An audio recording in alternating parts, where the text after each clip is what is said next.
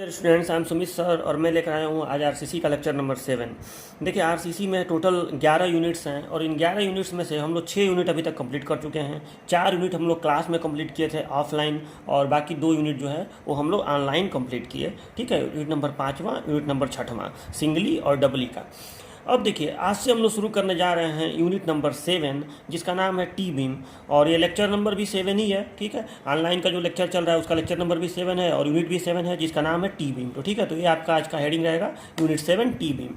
अब देखिए, सबसे पहले टी बीम समझाने से पहले मैं आपको एक चीज़ समझाना चाहता हूँ कि स्लैब क्या होता है। देखिए, क्योंकि बिना स्लैब को समझे आप टी बीम को नहीं समझ पाएंगे। हालांकि स्लैब का चैप्टर जो है आपका अगला यूनिट जो है यूनिट नंबर 8वां, वो स्लैब है। तो आज बहुत डिटेल में नहीं, लेकिन शॉर्टकट में आपको मैं स्लैब के बारे में बता रहा हूँ। तो देखिए, जब घर का निर्माण होता है तो आप अभी बहुत बड़े घर का मत समझिए, आप बस ये समझिए कि जब एक कमरे का अगर घर बनाना हो तो उसमें आपको इतना तो पता ही होगा कि ये चारों कोनों पे 4 कॉलम है, जो मैं ये पेन से दिखाया हूँ मार्कर से, कि चारों कोनों पे 4 कॉलम है। और फिर इसके ऊपर हम लोग इस तरह से बीम ऐसे बीम की ढलाई कर देंगे। ठीक है, ऐसे यहाँ से यहाँ और यहाँ से यहाँ। और फिर जब ये बीम की ढलाई हो जाएगी दोनों तरफ से, तो उसके ऊपर ढकने के लिए कुछ चाहिए। आखिर कमरा खुला तो रहेगा नहीं, तो हम ढकने के लिए इस तरह का एक ऊपर से एक और सरफेस मेंबर जो है उसकी ढलाई कर देंगे। इसी को हम कहेंगे स्लैब। ये जो ढकने वाला पदार्थ है, ढकने वाला जो एलिमेंट है,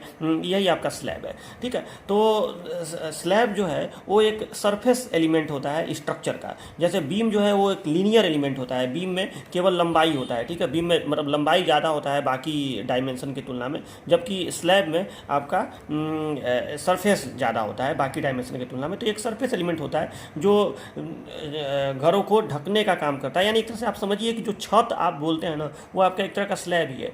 आप छत बोलिए चाहे फ्लोर बोलिए, ठीक है, वो सब स्लैब ही है, जो भी सरफेस एलिमेंट है। तो जो छत है वही स्लैब है। तो अब मैं आपको अब मुझे तो पढ़ाना है टी बीम। तो देखिए, टी बीम देखिए क्या होता है। देखिए, आप इन दोनों फिगर्स को ज़रा ध्यान से देखिए। आपको इन दोनों फिगर्स में क्या अंतर दिख रहा है, ज़रा आप खुद सोचिए।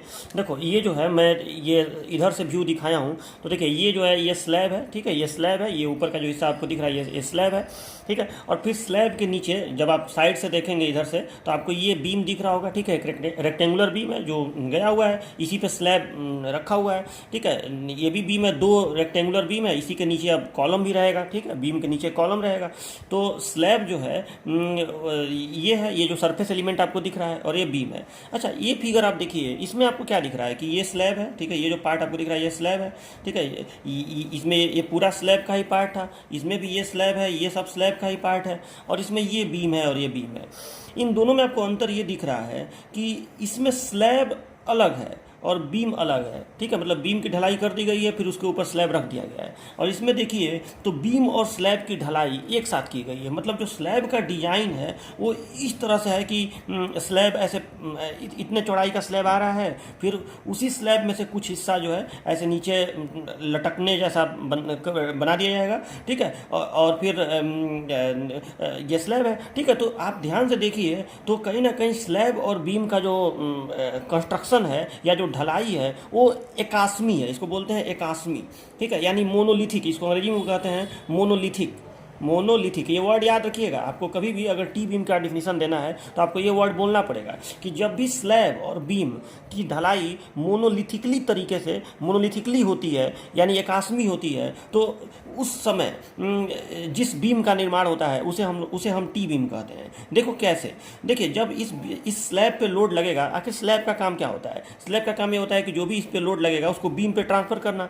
बीम का लोड कॉलम पे जाता है। तो अब देखिए यहाँ पे जब इस वाले भाग में स्लैब पे लोड लगेगा तो बीम का इतना हिस्सा जो है, जाहिर सी बात है बीम झुकेगा, बीम में बेंडिंग होगा। ठीक है, और ऊपर के हिस्से में जब बीम में बेंडिंग होगा तो ऊपरी हिस्से में कंप्रेशन और निचले हिस्से में टेंशन आएगा, आपको ये मालूम है। यहाँ पे जब बीम का ढलाई एकास्मी है स्लैब के साथ, तो उस समय क्या होगा कि जब लोड लगेगा, जब स्लैब पे लोड लगेगा तो जाहिर सी बात है बेंडिंग तो होगा ही, बीम में झुकाव होगा ही, लेकिन यहाँ पे चूंकि ढलाई एकास्मी है तो स्लैब का कुछ हिस्सा बीम के साथ झुकेगा। ठीक है, मतलब स्लैब भी बीम के साथ, बीम तो झुकेगा ही, नीचे झुकेगा, उसमें तो इस तरह से झुकाव आएगा ही आएगा, लेकिन स्लैब में भी इस तरह से ऐसे स्लैब का भी कुछ हिस्सा बीम के साथ ही इस तरह से ऐसे झुकेगा, जाहिर सी बात है। इस तरह से ऐसे स्लैब का भी कुछ हिस्सा बीम का, पूरा स्लैब नहीं लेकिन कुछ दूर तक जो स्लैब का पोर्शन है वो बीम के साथ झुकेगा, उसमें भी बेंडिंग आएगा। यानी अगर मैं थोड़ा सा टेक्निकल लैंग्वेज में बोलूँ तो कंप्रेसिव स्ट्रेस को सहन करने का काम केवल बीम ही नहीं करेगा, बल्कि बीम का कुछ भाग, बल्कि स्लैब का भी कुछ भाग ऐसा होगा जो कंप्रेसिव स्ट्रेस को सहन करने का काम करेगा। ठीक है, तो देखिए स्लैब का जो हिस्सा बीम के साथ मिलजुल कर, मतलब बीम के ही भाग के रूप में व्यवहार करेगा, उस भाग को हम लोग कहते हैं फ्लेंज। उस भाग को हम लोग कहते हैं फ्लेंज। और जो शेष नीचे लटका हुआ भाग होता है उसे हम लोग कहते हैं वेब। मतलब ये पोर्शन आपका कहलाएगा फ्लेंज और ये पोर्शन कहलाएगा वेब। ठीक है, तो ये होता है। और देखिए अब आप इस आकृति को देखिए तो ये आपको टी के जैसा दिख रहा है कि नहीं। इतना दूर, मान लो कि इतने दूर का भाग जो स्लैब का है वो बीम के भाग के रूप में व्यवहार कर रहा है। मतलब इतना दूर जो है ये कंप्रेसिव स्ट्रेस को सहन करने का काम कर रहा है। जो कंप्रेसिव स्ट्रेस बीम को सहन करना है लोड लगाने पर, क्योंकि ये इसके साथ जुड़ा हुआ है, एकदम मोनोलिथिकली वो कनेक्टेड है। ठीक है, तो जाहिर सी बात है ऐसा तो हो नहीं सकता है कि यहाँ पे स्ट्रेस इसके अंदर न आए। स्लैब में भी स्ट्रेस, कंप्रेसिव स्ट्रेस डेवलप होगा ही होगा। ठीक है, तो स्लैब का कुछ हिस्सा ऐसा है जो बीम के भाग के रूप में व्यवहार कर रहा है। तो यहाँ की जो आकृति है आपको देखिए टी के रूप में दिख रही है, इसीलिए अब इतने दूर के भाग को हम लोग कहेंगे टी बीम। ठीक है, फिर वही हाल यहाँ भी है। स्लैब का कुछ हिस्सा जो है, ये है हिस्सा तो स्लैब का है लेकिन वो बीम के भाग के रूप में बिहेव करेगा। तो ये जो आपको अब ये पूरा आपका एक टी बीम है। ठीक है, तो इसीलिए इसको हम लोग कहते हैं टी बीम। जबकि यहाँ पे देखिए तो यहाँ पे स्लैब अलग है और बीम अलग है। ठीक है, तो यहाँ पे आप टी बीम नहीं बोलेंगे, लेकिन ये आपका टी बीम है। मतलब ये पूरा 3 डायमेंशनल में ये पूरा टी बीम कहलाएगा। मतलब ये पूरा जो हिस्सा है इस तरह से जो पूरा ऐसे हिस्सा गया है अभी। ठीक है, ये पूरा आपका एक टी बीम का ये कहलाएगा। ठीक है, ये जो पूरा भाग है ये एक टी बीम आपका कहलाएगा। ओके, तो आपको ये समझ में आया ना कि टी बीम क्या होता है। मतलब अब ये जो पार्ट आपको दिख रहा है ये स्लैब का पार्ट है। ये जो पार्ट आपको दिख रहा है स्लैब का पार्ट है। तो लेकिन अब इस पार्ट को हम लोग कहेंगे, ये जो ऊपर वाला भाग है जो स्लैब का है लेकिन बीम के रूप में बिहेव कर रहा है, इसको हम लोग कहेंगे फ्लेंज। और ये जो नीचे का भाग आपको दिख रहा है, ये जो आयताकार भाग जो लटका हुआ है, इसको हम लोग कहेंगे वेब। ठीक है फ्रेंड, थोड़ा सा और अच्छे से समझाने के लिए मैं यहाँ पे आपके लिए एक 3 डायमेंशनल फिगर का प्रयोग किया हूँ। तो देखिए ये जो हिस्सा आपको दिख रहा है ये स्लैब है। ठीक है, ये जो जितना ये पतला वाला जो पोर्शन आपको दिख रहा है ये सरफेस एलिमेंट वो स्लैब है। ठीक है, ये नीचे से व्यू दिखाया गया है। ठीक है, स्लैब का। ठीक है, और ये आपको चार कॉलम दिख रहे होंगे। ठीक है, और ये आपको बीम दिख रहा होगा, एक इधर है और एक इस किनारे पर एक बीम है। ठीक है, तो अब आप ध्यान से देखिए तो यहाँ पे मोनोलिथिक डिजाइन है। मतलब बीम और स्लैब का कास्टिंग एक साथ किया गया है, मोनोलिथिकली एकास्मी यहाँ पे ढलाई की गई है। तो अब यहाँ पे जब लोड पड़ेगा, इस स्लैब के ऊपर लोड पड़ेगा, ठीक है, तो उस पर क्या होगा कि जो स्ट्रेस डेवलप होंगे, ऊपर कंप्रेसिव स्ट्रेस और नीचे टेंसाइल स्ट्रेस, यानी स्लैब का कुछ हिस्सा जो है वो बीम के स्ट्रेस को, बीम के कंप्रेसिव स्ट्रेस को सहन करने का काम करेगा। ठीक है, यानी बीम जब झुकेगा तो स्लैब को अपने साथ झुकाएगा। ठीक है, स्लैब के कुछ हिस्से को। ठीक है, तो स्लैब का इतना दूर का हिस्सा जो है वो बीम के पार्ट के रूप में बिहेव करेगा। ठीक है, तो अभी इतना दूर देखिए आपको टी के आकृति की एक डिजाइन ऐसे दिख रही है, सेक्शन में ऐसे आपको टी दिख रहा होगा। ठीक है, तो ये आपका अब इतने दूर का जो हिस्सा है ये कहलाएगा टी बीम।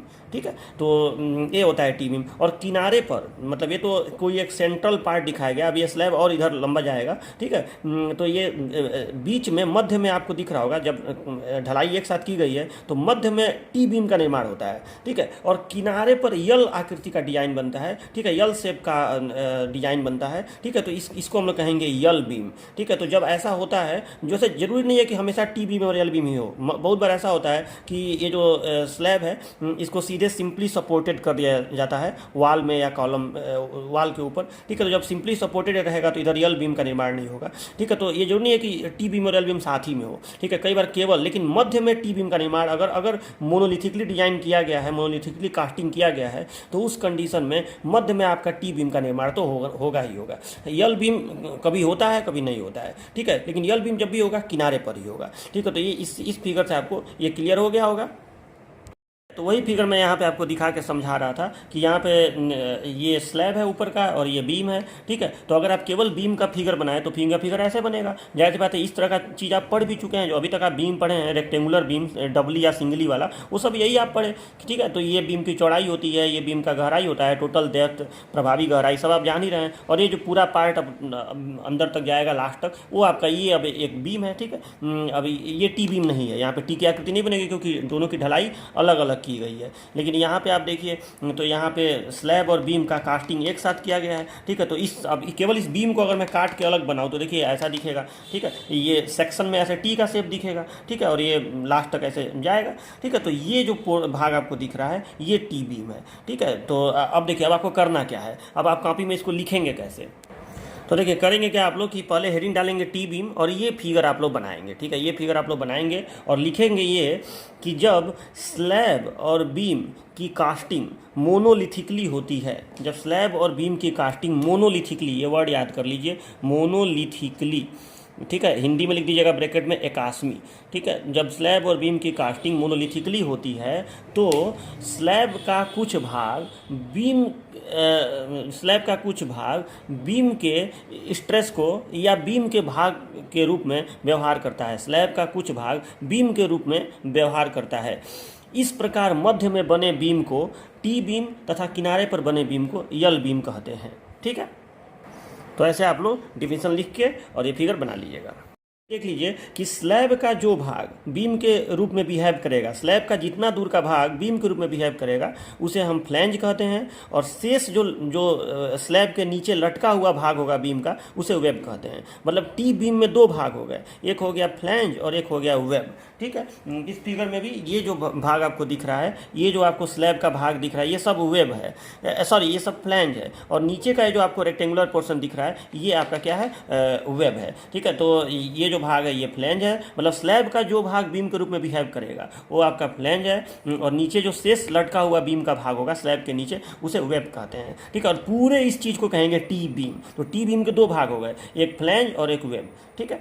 तो चलिए, तो आप क्या करिएगा कि स्लैब, ये डिफिनेशन लिख के नीचे लिख दीजिएगा कि स्लैब का जो भाग बीम के रूप में व्यवहार करता है उसे फ्लैंज तथा स्लैब का जो भाग बीम के रूप में व्यवहार करता है उसे फ्लैंज तथा शेष लटके हुए भाग को वेब कहते हैं। देखिए डियर स्टूडेंट्स, अब हम लोग पढ़ेंगे design specifications of T beam, ठीक है। देखिए कभी भी कोई चैप्टर शुरू होता है तो आपको मालूम है कि सबसे पहले हम लोग उस चैप्टर के नियम कानून के बारे में पढ़ते हैं, उसके डिजाइन स्पेसिफिकेशन के बारे में पढ़ते हैं और फिर उसके न्यूमेरिकल सॉल्व करते हैं। तो अब देखिए, तो पहले तो आपको पढ़ना है डिजाइन स्पेसिफिकेशन, मतलब ये जो पार्ट होता है डिजाइन स्पेसिफिकेशन ये थ्योरेटिकल पार्ट होता है, ठीक है। इसमें हम लोग फार्मूला, कौन से फार्मूला यूज होंगे, नियम कानून क्या हैं, छड़ें कैसे प्रयोग की जाएंगी, सब के बारे में चीज़ें पढ़ते हैं। देखिए सेमेस्टर के पॉइंट ऑफ व्यू से ये बहुत ज़्यादा इंपॉर्टेंट टॉपिक नहीं होता है, लेकिन आता है, इससे भी क्वेश्चन आता है, ऐसा नहीं है कोई एक टॉपिक का दे देगा एक एक दो नंबर में, मतलब थोड़े कम नंबर में इससे क्वेश्चन बीच बीच में का क्वेश्चन उठा के पूछते हैं सब। लेकिन कंपटीशन के पॉइंट ऑफ व्यू से ये हेडिंग बहुत ज़्यादा इंपॉर्टेंट होता है, क्योंकि कंपटीशन में मोस्टली क्वेश्चन, क्योंकि आपको मालूम है कि जो बहुविकल्पी टाइप के कंपटीशन वाले क्वेश्चन होते हैं उसमें न्यूमेरिकल तो लंबे लंबे न्यूमेरिकल आएंगे नहीं, उसमें तो जाहिर सी बात है इसी से क्वेश्चन उठा के पूछेगा कि आप ये चीज़ बताइए। डिजाइन स्पेसिफिकेशन से क्वेश्चन बहुत आता है, ठीक है। सेमेस्टर में भी बीच का कोई एक पार्ट जैसे कह देगा इफेक्टिव विथ फ्लैंज के बारे में बताइए, तो ऐसे क्वेश्चन बनते हैं, तो अच्छे से इसको आप पढ़िए।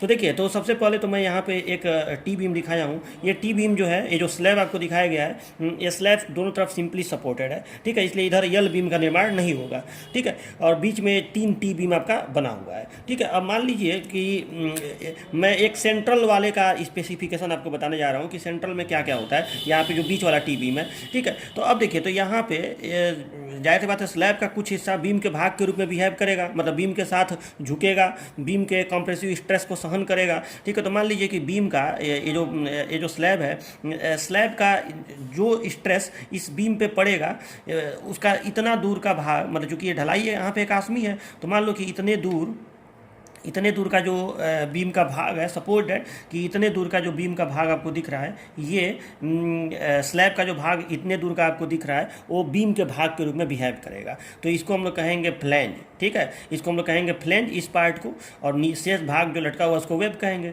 अब इसकी चौड़ाई को, ये जो आपका फ्लैंज है, इसकी चौड़ाई को हम लोग किस अक्षर से रिप्रेजेंट करेंगे, तो उसको हम लोग रिप्रेजेंट करते हैं बी एफ से, ठीक है। इसको कहते हैं इफेक्टिव विड्थ ऑफ फ्लैंज, ठीक है। इसको इफेक्टिव विड्थ ऑफ फ्लैंज बोलते हैं। अभी मैं बताऊंगा इफेक्टिव विड्थ ऑफ फ्लैंज का मतलब क्या हुआ, क्यों केवल विड्थ ऑफ फ्लैंज नहीं बोलते हैं, इसको केवल विड्थ ऑफ फ्लैंज नहीं बल्कि इफेक्टिव विड्थ ऑफ फ्लैंज बोलेंगे। तो चलिए, तो ये तो हो गया effective width of flange.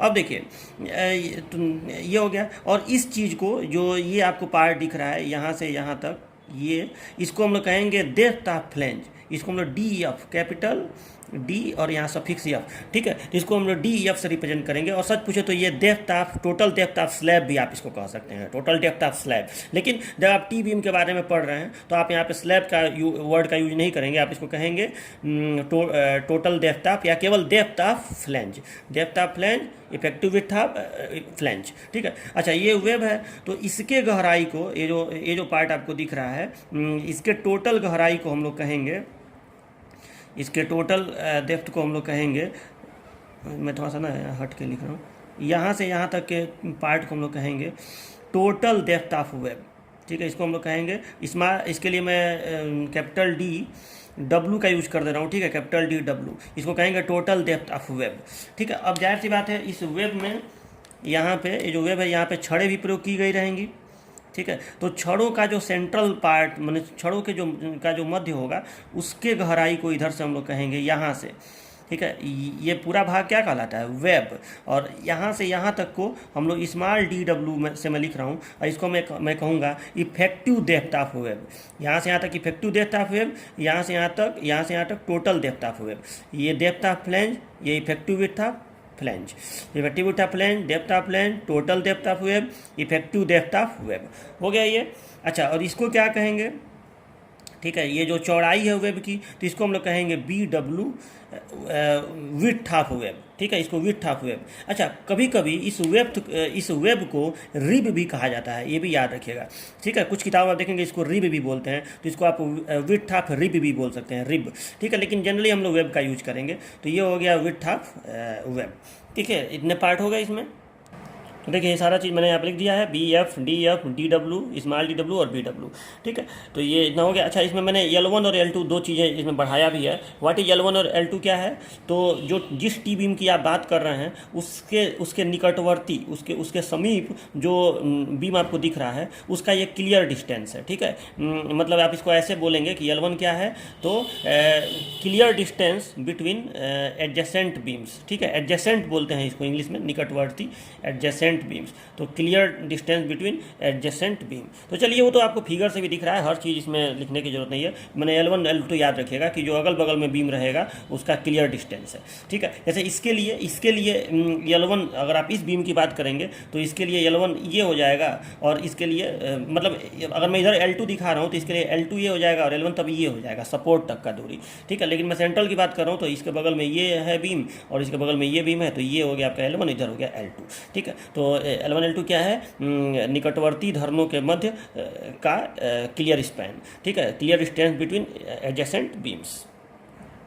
Design specification का पहला हेडिंग रहेगा इफेक्टिव विड्थ ऑफ फ्लैंज। अब इस हेडिंग को हम लोग अलग अलग पार्ट में लिखते जाएंगे। तो सबसे पहला हो गया इफेक्टिव विड्थ ऑफ फ्लैंज, तो इसका पहले डिफिनीशन लिखेंगे। तो डिफिनीशन क्या लिखेंगे कि स्लैब का वह भाग जो बीम के कॉम्प्रेसिव स्ट्रेस को ग्रहण करता है उसे इफेक्टिव विड्थ ऑफ फ्लैंज कहते हैं। स्लैब का वह भाग जो बीम के कॉम्प्रेसिव स्ट्रेस को ग्रहण करता है उसकी चौड़ाई को इफेक्टिव विड्थ ऑफ फ्लैंज कहते हैं, ठीक है। ये हो गया इसका डिफिनीशन। अब इसे निकालेंगे कैसे, जैसे आपको अगर कोई टी बीम दे दे तो उसमें आपको ये तो आप उसको देख के, मतलब ये तो आप नाप भी लेंगे, या आपको क्वेश्चन में ये दिया भी रहेगा कि हाँ डी डब्ल्यू इतना है, ये डी एफ इतना है। डी एफ तो स्लैब की मोटाई ही होगी, तो ये डी एफ इतना है, ठीक है। और ये आपको L1 L2 भी सब पता रहेगा, ये सब तो आपको पता रहेगा। लेकिन ये कितना दूर के चौड़ाई को आप बी एफ कहेंगे, ये आप कैसे पता करेंगे? जाहिर सी बात है ये आपको ऐसे करके थोड़ी देगा, ये आपको बताएगा थोड़ी कि हाँ इतने दूर के चौड़ाई को आप इफेक्टिव विड्थ ऑफ फ्लैंज कहेंगे। ये सब चीज़ तो मान लीजिए कि आपको मैं अगर बनाया बीम दे दूँ तो आप उसका देख के भी नाप के बता देंगे कि हाँ यहाँ से यहाँ तक डी डब्ल्यू कितना है, ये डी एफ कितना है, ये बी डब्ल्यू कितना है, ये सब चीज़ तो आप नाप लेंगे। लेकिन ये जब आपको कैसे पता चलेगा कि अब कि स्लैब का कितना दूर, इतने दूर का हिस्सा बीम के रूप में व्यवहार करेगा कि इतने दूर का हिस्सा करेगा? तो उसके लिए कोड ने फार्मूला दिया है। अब कोड ने क्या फार्मूला दिया है इसको आप देखिए। तो कोड ने उसके लिए फार्मूला दिया है, देखिए क्या। तो देखिए कोड का पहला फार्मूला ये है कि कोड ने ये बोला है कि आप बी एफ की गणना ऐसे करिए कि B F is equal to effective width of flange is equal to L0/6 plus 6 D F plus D W, ठीक है। L0/6 plus 6 D F plus B W, ये कोड ने फार्मूला दिया है, B F is equal to L naught बटे 6 plus 6 DF plus BW। ठीक है, इस फार्मूले से कोड ने बोला है कि आप इसकी गणना करिए। अब देखिए आपको ये DF तो पता ही रहेगा, ठीक है, DF ये स्लैब की मोटाई कितनी है, या उसी को आप डेप्थ ऑफ फ्लैंज कहेंगे। ठीक है, तो ये हो गया। और BW ये वेब की चौड़ाई कितनी है, मतलब BW पता होना चाहिए और DF पता होना चाहिए। ठीक है, ये यल नॉट क्या है, अभी मैं ये बता रहा हूँ कि यल नॉट क्या है। देखिए यल नॉट को हम लोग बोलते हैं distance between points of zero moments. ठीक है, इसको बोलते हैं distance between points of zero moments. Distance between points of zero moments मतलब शून्य आघूर्ण बिंदुओं के बीच की दूरी। इसका हिंदी हुआ कि शून्य आघूर्ण बिंदुओं के बीच की दूरी। तब ये शून्य आघूर्ण बिंदु क्या है, तो शून्य आघूर्ण बिंदु जहाँ पे मोमेंट जीरो होता है। तो सीधी सी बात है कि अगर ये एक सिंपली सपोर्टेड स्लैब है तो उस कंडीशन में आपको मालूम है कि जब किसी का भी आप BMD बनाते हो और अगर दोनों किनारों पे वो सिंपली सपोर्टेड होता है तो उस कंडीशन में जो उसका मोमेंट होता है, बेंडिंग मोमेंट में आप जान ही रहे हैं कि जो किसी भी कोई भी BMD बनता है तो ऐसे ही ना बनता है, इस तरह से बनता है UDL के लिए। मतलब हमेशा किनारे पर अगर सिंपली सपोर्टेड स्लैब हो तो किनारे पर, या सिंपली सपोर्टेड बीम हो तो किनारे पर आपको मालूम है कि शून्य होता है मोमेंट, बेंडिंग मोमेंट किनारे पर शून्य होता है। ठीक है, तो सिंपली सपोर्टेड के केस में अगर कोई स्लैब सिंपली सपोर्टेड है, या आप उसको बीम ही कहिए, यहाँ पे तो टी बीम आप कह सकते हैं, तो अगर कोई बीम सिंपली सपोर्टेड है तो ये जो इफेक्टिव स्पैन होगा, उस बीम का जो भी इफेक्टिव स्पैन होगा वही कहलाएगा उसका यल नॉट। ठीक है, तो एक तरह से ये हो गया कि L naught is equal to यल हो गया। ठीक है, किसके लिए, सिंपली सपोर्टेड के लिए। अगर बीम सिंपली सपोर्टेड हो दोनों किनारों पर तो यल नॉट बराबर यल होगा।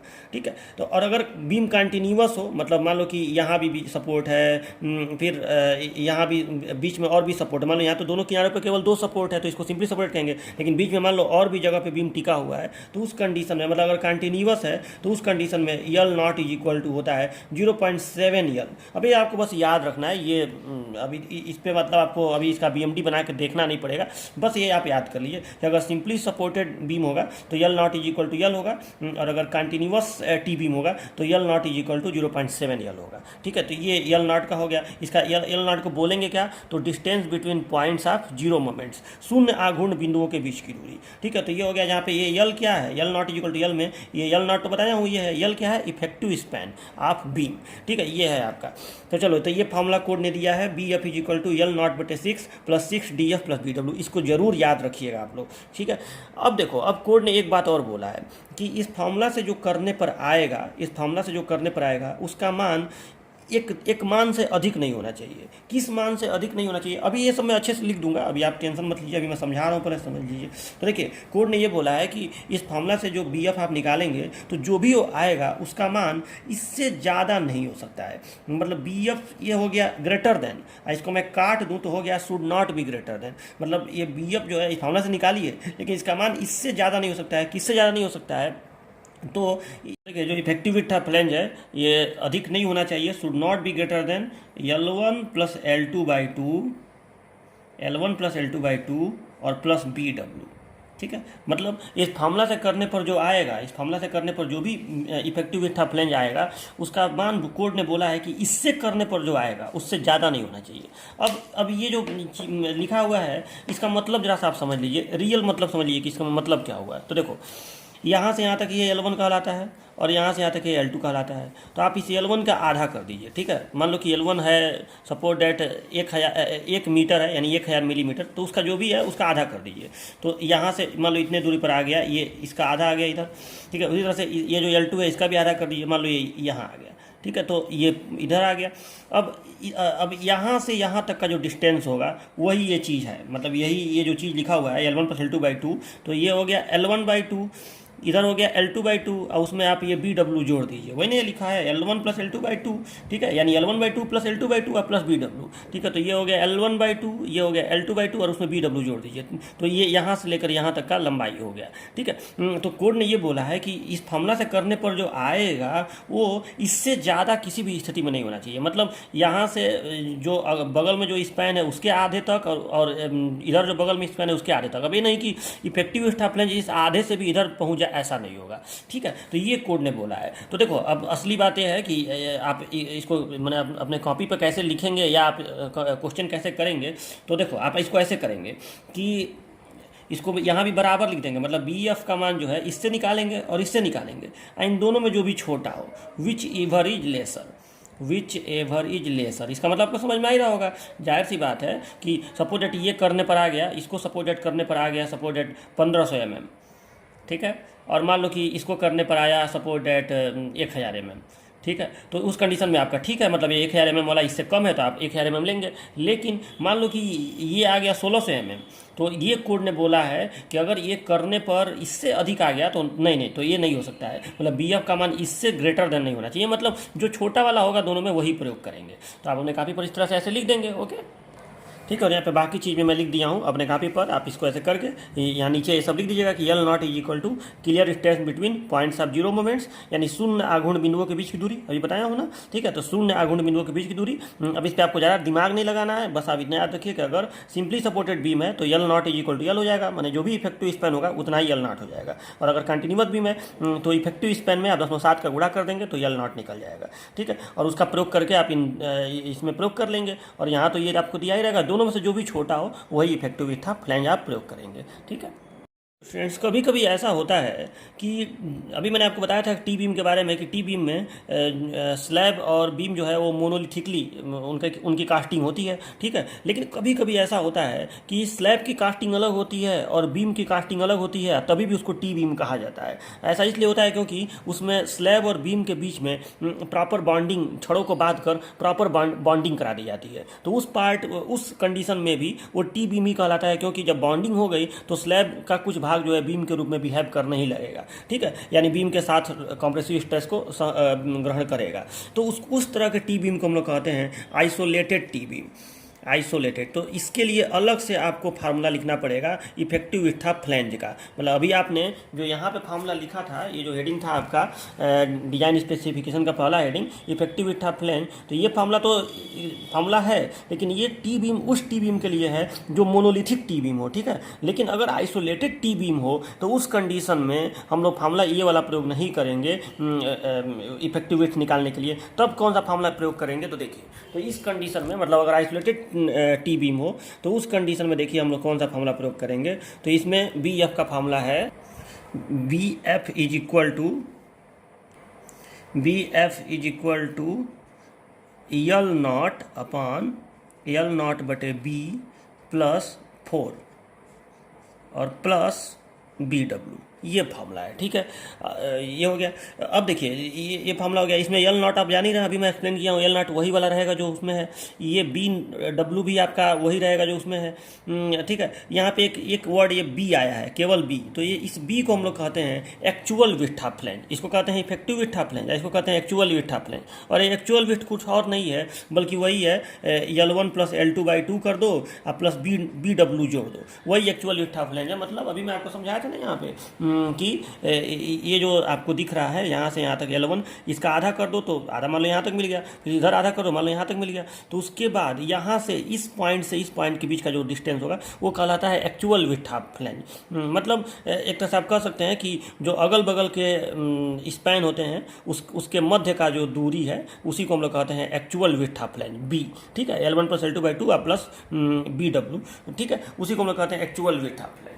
तो ये तो आपको समझ में आ गया। देखो बात यह है कि आपको एग्जाम में जब क्वेश्चन आएगा तो ये सब आपको दिया रहेगा, आपको ये भी बताएगा कि टी बीम जो है आइसोलेटेड वाला है कि मोनोलिथिक वाला है। आपको अगर नहीं कहेगा आइसोलेटेड तो आप मोनोलिथिक ही मान के चलिएगा, अगर नहीं कहेगा कि टी बीम कैसा है तो आप मोनोलिथिक वाला फार्मूला लगाएगा। लेकिन अगर स्पेशल कहेगा कि आइसोलेटेड टी बीम है तो आप बी एफ का ये वाला फार्मूला लगाइएगा, ठीक है। इसमें बी का मान आपको टेंशन नहीं लेना है, वो आपको दिया रहेगा, इससे आपको कैलकुलेट करने की भी जरूरत नहीं पड़ेगी। जनरली मैं जितना न्यूमेरिकल देखा हूँ उसमें ये बीट सीधे दे भी दे रहा है कि एक्चुअल विड्थ ऑफ फ्लैंज इतना है आइसोलेटेड के केस में, तो आपको निकालना भी नहीं पड़ेगा, वो आपको दिया रहेगा, ठीक है। तो चलो, तो बी तो हो गया।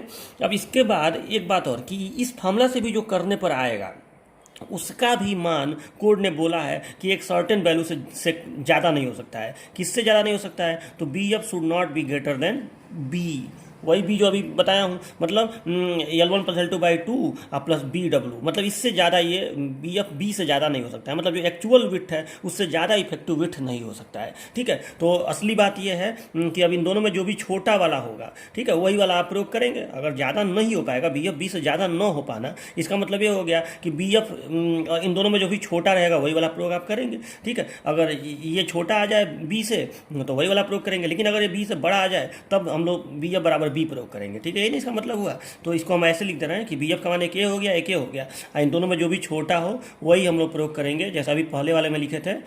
ठीक है, विच इवर इज लेसर, तो ये आइसोलेटेड टी बीम के लिए हो गया। जबकि मोनोलिथिक टी बीम के लिए आपको मालूम है L0/6 plus 6 DF plus BW, और दूसरा क्या है BF is equal to L1 plus L2 by two plus BW। ठीक है, इसमें BF is equal to L0 by B plus 4 plus BW, और BF is equal to B, दोनों में जो भी छोटा हो। इस बी का टेंशन मत लीजिएगा, बी आपको दिया रहेगा। अच्छा, इस बी का मतलब बता दीजिएगा कि where B is equal to actual width of flange. ठीक है, ये एक्चुअल विड्थ ऑफ फ्लैंज है, ये आपको क्वेश्चन में दिया रहेगा।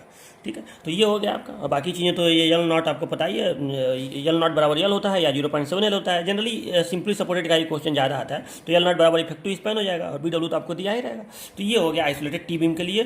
तो इसी के साथ आपका इफेक्टिव विड्थ ऑफ फ्लैंज जो टॉपिक है वो कंप्लीट हो गया। पहला मतलब डिजाइन स्पेसिफिकेशन कंप्लीट हो गया। देखिए डियर स्टूडेंट्स, आपका जो दूसरा डिजाइन स्पेसिफिकेशन है इसका नाम है total depth of T beam. Total depth of T beam, ठीक है, ये है।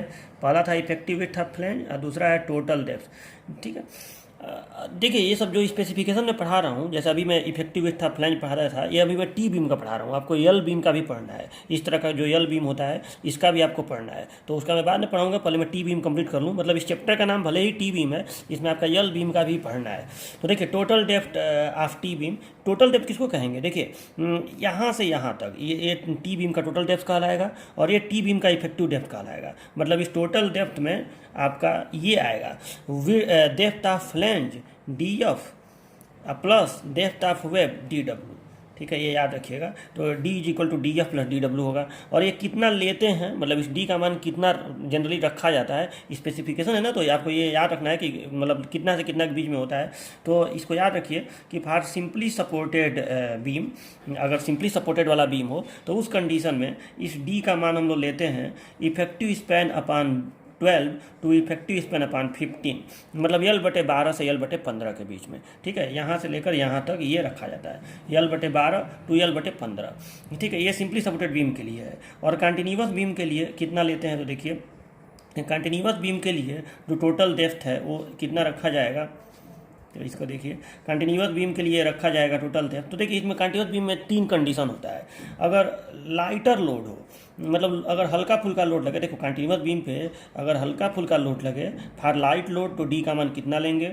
अगर मीडियम लोड लगे, ठीक है, बहुत ज़्यादा भी नहीं बहुत कम भी नहीं, मीडियम लोड लगे, ये मैं आपको बाद में न्यूमेरिकल में बताऊंगा कि लाइटर लोड किस कहाँ से कहाँ तक के लोड को लाइटर लोड कहेंगे, कहाँ से कहाँ तक के लोड को मीडियम लोड कहेंगे, और कहाँ से कहाँ तक के लोड को हैवियर लोड कहेंगे। फॉर हैवियर मतलब ज़्यादा भारी लोड। ठीक है, lighter LIGHTER for lighter load, for medium load, for heavier load. तो लाइटर लोड के लिए D का मान रखा जाता है L/15 से L/20 तक।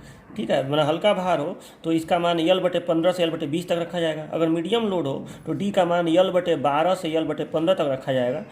ठीक है, मतलब 12 से 15 तक का मतलब क्या होगा कि अब आपने छोटी संख्या से भाग दिया। ठीक है, अगर छोटी संख्या से आप भाग देंगे तो D ज़्यादा आएगा, मतलब लोड जब लाइटर से थोड़ा सा और ज़्यादा हो गया तो D का मान आपको बढ़ाना पड़ेगा। ठीक है, D यानी इस गहराई को आपको बढ़ाना पड़ेगा, टोटल गहराई को। ठीक है, और जब और ज़्यादा हैवी लोड हो तो गहराई को और ज़्यादा बढ़ाना पड़ेगा। तो गहराई और ज़्यादा बढ़ाने का मतलब ये भागफल जो है जिन संख्याओं से दिया जा रहा है भाग, वो छोटा हो जाएगा। तो इसके लिए L/10 से L/12 के बीच में ये रखा जाता है। ठीक है, तो याद रखिएगा। और सिंपली सपोर्टेड बीम में लोड से नहीं मतलब है, इसका L/12 से L/15 के बीच में रखा जाता है। ठीक है, तो ये हो गया दूसरा design specification, total depth of T beam. देखिए तीसरा डिजाइन स्पेसिफिकेशन है विड्थ ऑफ वेब, यानी ये चीज़ विड्थ ऑफ वेब यानी ये चीज़, ये BW जो है। तो ये जो BW है इस DW का मतलब ये जो इफेक्टिव डेप्थ ऑफ वेब है इसका, तो ये जो विड्थ ऑफ वेब है ये इस टोटल डेप्थ ऑफ वेब का DW का 1/3 से 2/3 के बीच में लिया जाता है। ठीक है, मतलब ये जो BW है, BW इज इक्वल टू किसका 2/3 से, DW का 1/3 to 2/3 1/3 to 2/3 of capital D W, ठीक है। इसका मतलब जैसे आपको याद होगा, जैसे कोई भी रेक्टेंगुलर बीम आपको जब मैं पढ़ाया था तो नहीं होता था कि ये जो चौड़ाई होती थी, मैं इस गहराई का आधा टोटल इस गहराई का आधा हम लोग ले लेते थे, ठीक है। तो वही चीज़ है यहाँ पे, लेकिन इसको कितना से कितना इसका रेंज है, तो इस बी डब्ल्यू को हम लोग टोटल इस डी डब्ल्यू का, यहाँ लिखा हूँ ना डी डब्ल्यू, तो कैपिटल डी डब्ल्यू का मतलब इसका इस 1/3 यानी 1/3 से 2/3 के बीच में हम लोग लेंगे, ठीक है। 1/3 to 2/3 इसके बीच में इसको रखा जाएगा। तो जाहिर सी बात है आधा भी इसी के बीच में आ जाएगा, ठीक है। 0.5 भी इसी के बीच में आ जाएगा। डियर स्टूडेंट्स, ये आपका स्पेसिफिकेशन जो है 3 ही है, 3 कंप्लीट हो गया, ठीक है। इफेक्टिव विड्थ ऑफ फ्लैंज, फिर आपका विड्थ ऑफ वेब, और एक कौन सा था, total depth of T beam. तो ये 3 हो गया आपका। अब देखिए एनालिसिस ऑफ टी बीम, ये आपका अगला हेडिंग रहेगा। और सच पूछिए तो इस चैप्टर में आपको यही एक न्यूमेरिकल वाला टॉपिक पढ़ना है, आपको टी बीम का डिजाइन नहीं पढ़ना है, ठीक है। तो आपको टी बीम का डिजाइन नहीं पढ़ना है, आपको केवल टी बीम का एनालिसिस पढ़ना है। आप खुद भी अपना सिलेबस देख सकते हैं, उसमें लिखा हुआ है कि problems related to moment capacity. Moment capacity का मतलब वही मोमेंट रेजिस्टेंस हो गया, ठीक है। तो मतलब आपको टी बीम का न्यूमेरिकल सॉल्व करना है, केवल एनालिसिस वाला, यानी मोमेंट ऑफ रेजिस्टेंस निकालने वाला। अब देखिए ये जो आपको न्यूमेरिकल सॉल्व करना है एनालिसिस ऑफ टी बीम का, ये आपको मैं दोनों विधियों से पढ़ाऊंगा। पहले आपको मैं WSM से पढ़ाऊंगा और फिर ELSM से पढ़ाऊंगा। अब आप कहेंगे सर क्यों आप ऐसा कर रहे हैं, तो देखिए ये जो आपका यूनिट नंबर 7 है, यूनिट 7, यहाँ आपको केवल LSM ही पढ़ना है यूनिट नंबर 7 में।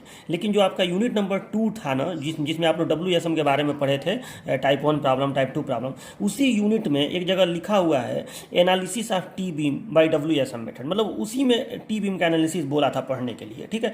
वहाँ पर तो मैंने आपको नहीं बताया था, क्योंकि अभी टी बीम वहाँ पर बताना ठीक नहीं था, क्योंकि बहुत सारी बेसिक चीज़ें थी जो आप लोग अभी नहीं जान रहे थे। तो मैं अब एक काम करूँगा, वहाँ का जो WSM वाला विधि था मैंने टी बीम का, उसको भी बताऊँगा जो बहुत आसान होता है, और फिर आपको LSM वाला भी बताऊंगा टी बीम का, कि LSM से कैसे आप इसका एनालिसिस करेंगे। मतलब मैं आपको WSM भी बताऊंगा टी बीम का निकालने वाला मोमेंट ऑफ रेजिस्टेंस, और LSM से भी बताऊंगा। मतलब मैं एनालिसिस दोनों विधियों से आपको बताऊंगा, ठीक है। WSM यूनिट 2 में था और LSM वाला यूनिट 7 में है। यूनिट 7 तो पूरा LSM का ही है। और जब टी बीम हो जाएगा तो आपको यल बीम का भी बताऊंगा कि यल बीम का आप कैसे एनालिसिस करेंगे। तो यही इतना चीज़ अब हमको पढ़ना है। तो सच पूछिए तो अब न्यूमेरिकल वाली चीज़ें शुरू होने जा रही हैं कि आप कैसे एनालिसिस करेंगे। तो पहले मैं आपको WSM बताने जा रहा हूँ, तब LSM बताऊंगा आपको, और फिर यल बीम का यही सब चीज़ बताऊंगा, इफेक्टिव विड्थ ऑफ फ्लैंज कितना होता है और सब एनालिसिस कैसे करते हैं, ठीक है। तो देखिए डियर स्टूडेंट, इस हेडिंग को मैं एक नेक्स्ट वीडियो में आपको, अभी तुरंत थोड़ी देर में एक नेक्स्ट वीडियो दूंगा जिसमें मैं आपको ये हेडिंग बताऊंगा, ठीक है। तो चलिए मिलते हैं नेक्स्ट वीडियो में, तब तक के लिए बाय बाय।